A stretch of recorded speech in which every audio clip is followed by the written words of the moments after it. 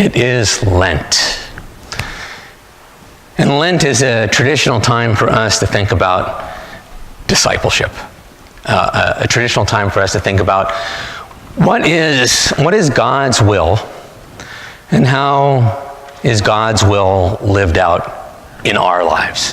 How do we live out the will of God in our day-to-day lives? And last week we started with, I think, the most important thing when we talk about God's will and how we live it out, which is, as Jesus said, apart from me, you can do nothing. I am the vine, you are the branches. That it's that connection to the living God. It's that connection to Jesus who lives in the world and in us that even makes it possible for us to do God's will, to thrive in God's will. And the thing about the will of God and how that coincides with us and with our will and with our goals is that it's really not about us. I mean, oftentimes, okay, I do this. We have a plan. Have a goal, have a desire, and God, please bless my plan. Have you ever prayed that prayer? Have you ever had something that you really wanted to do, something that you felt called to do? God, I think it's your will for me to go to Harvard. Please let me go to Harvard. Maybe that's a bad example. But it often doesn't work out the way that we think it should. That God is not really saying, what is your great plan, and let me bless it. God is saying, I have something that I'm doing in the world. There is a purpose that the world is moving toward, and you're invited to be part of that. You're invited to be part of that plan for redeeming the whole of creation. And Oslovich, in your case, that means Shishmaref. And that's the way it worked, right? It worked to go to a tiny island in the Chukchi Sea north of the Bering Strait. That's how it worked for me. And it worked really, really well. Not what I would have planned, not what I would have chosen, not what I dreamed about when I was 12, but as God crafted the plan, what a great plan. That's our two stories today, Moses and Paul. Same thing for them. Of course, they're a lot more famous, but it's the same thing for them. God doesn't say to Moses, well, you're out here in the desert, and I know that you have great plans for these sheep. You are going to be the sheep baron of the Sinai Peninsula. More sheep than anybody else. That's not the way it works, right? There's a burning bush. Moses goes over to see the burning bush, and he's moved. He's astonished. He hears the voice of God, and God says, I have something that I'm doing that I would like you to get involved in. I am delivering my people from slavery in Egypt.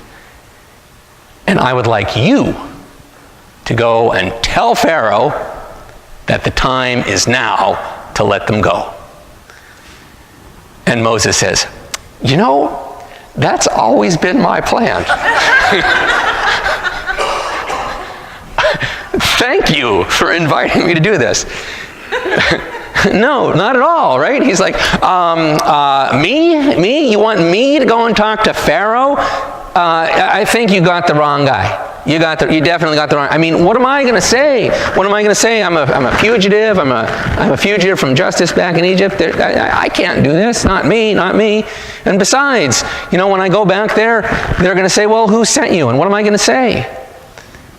And God says, well, I'm the God of Abraham and Isaac and Jacob. I am who I am. Tell them that I am sent me. And Moses is like, well, but I'm not a good speaker. Maybe you should send Charlton Heston instead. He's got that voice, And God said, no, Moses, you're going to go, your brother Aaron, he'll help you with the public speaking gig. It'll all be good. It'll be fine. You just go. And Moses, but how am I going to, how can I do this? What's my guarantee? I want some guarantees. I want some proof. And notice God does not say, well, I got 10 plagues in my back pocket, and the Egyptians are just going to fall to their knees. They're not going to be able to handle this. God says, well, here's the thing.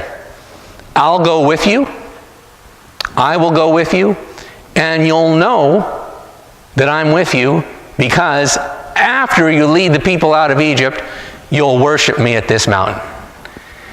And I'm sure Moses is like, so you're saying that the guarantee that this is going to work is I get to worship you after it works. Can we go over this again? But that's the guarantee. The guarantee that God gives is I will be with you, you will deliver the people, and you will be here again with me. That's the promise. That's God's plan. And Moses says yes to God's plan, and sure enough, God's plan works. And you might say, well, that's fine for Moses. That's fine for somebody famous. Or somebody like Paul, too. I mean, Paul's story. Paul literally has to get knocked to the ground and blinded in order for him to say, okay, I guess I'll go along with your plan, God. Not an easy course. Not an easy thing to do. But Paul eventually says yes, and it's an incredible blessing to him and to everybody that he comes into contact with. Another truly phenomenal story.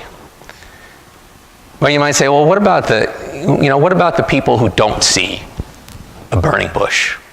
What about the people who don't hear the thundering voice of God from heaven, like Paul did? What about people who are just ordinary?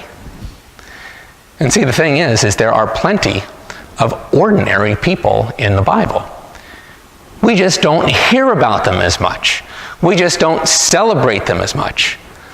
People like Shiphrah and Puah. Shiphrah and Puah. Now, who knows Shiphrah and Puah? Anybody here know Shiphrah and Puah? There's a couple people that know Shiphrah and Puah. So Shiphrah and Puah, I'm going to keep on saying it so you'll remember. Shiphrah and Puah are two midwives. They're two Israelite midwives. And the word comes down from Pharaoh, the king of the world, the guy who thinks he's God, and who everybody else thinks he's God too. The word comes down from Pharaoh, Israelite midwives, when those little boy babies come out of their mamas, kill them. Because that's the way it's going to be. These Israelites are getting too uppity, and so we're going to make sure that there are no more male Israelites. And Shiphrah and Puah do not see a burning bush. Shiphrah and Puah do not hear the thunderous voice of God from heaven. Shiphrah and Puah listen to their conscience. Listen to that little voice that says, you are servants of the living God. You are people who have faith in the Lord, the God of Isaac, the God of Abraham, the God of Jacob. And you won't kill babies. We don't do that. We don't kill babies. And so Shiphrah and Puah resist the most powerful man on the planet. And because they resist the most powerful man on the planet, and they bring those little boy babies into the world, there is one particular little boy baby who gets put in a basket in the river and ends up being called Moses. Shiphrah and Puah. So we may not see the burning bush. We may not hear the thunderous voice of God from the skies. But God does speak to all of us.